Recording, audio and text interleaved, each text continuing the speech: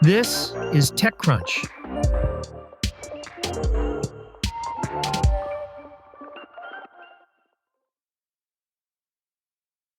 According to Treasury Secretary Scott Bessent, the United States and China are ready to move forward on a TikTok deal. Bessent had already said last month that the two countries reached a framework on a deal during discussions in Madrid, and President Donald Trump subsequently signed an executive order to facilitate the transaction. In a Sunday morning appearance on CBS's Face the Nation, Bessent said the U.S. and China have reached a final deal on TikTok.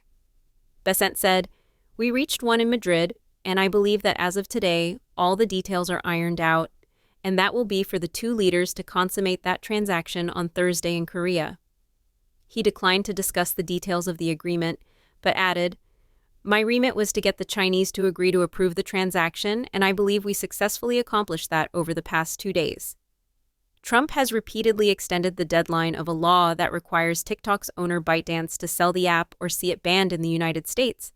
Under the terms of his executive order, TikTok's U.S. operations, including its recommendation algorithm, source code, and content moderation, will come under the control of a new board of directors, with Oracle becoming responsible for security operations.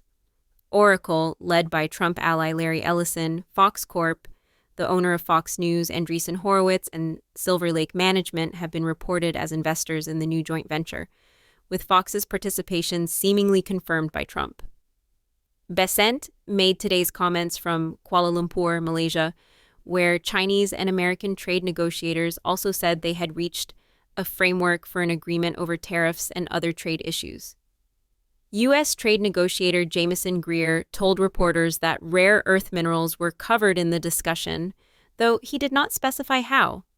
China has said it will tighten export controls on those minerals, which are critical to the manufacture of semiconductors and other tech products. Greer said, "We talked about extending the truce, we talked about rare earths, of course, we talked about all kinds of topics."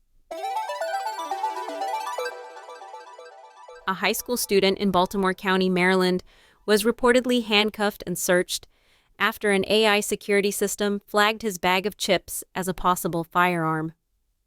Taki Allen, a student at Kenwood High School, told CNN affiliate WBL, "I was just holding a Doritos bag. It was 2 hands and 1 finger out, and they said it looked like a gun. But as a result," Allen said, "they made me get on my knees, put my hands behind my back, and cuffed me."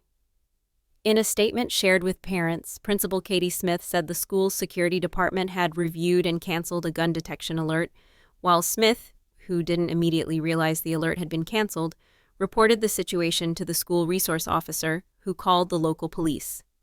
OmniAlert, the company that operates the AI gun detection system, told CNN, "We regret that this incident occurred and wish to convey our concern to the student and the wider community affected by the events that followed."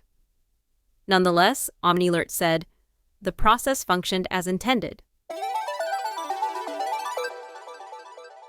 OpenAI is working on a new tool that would generate music based on text and audio prompts, according to a report in The Information.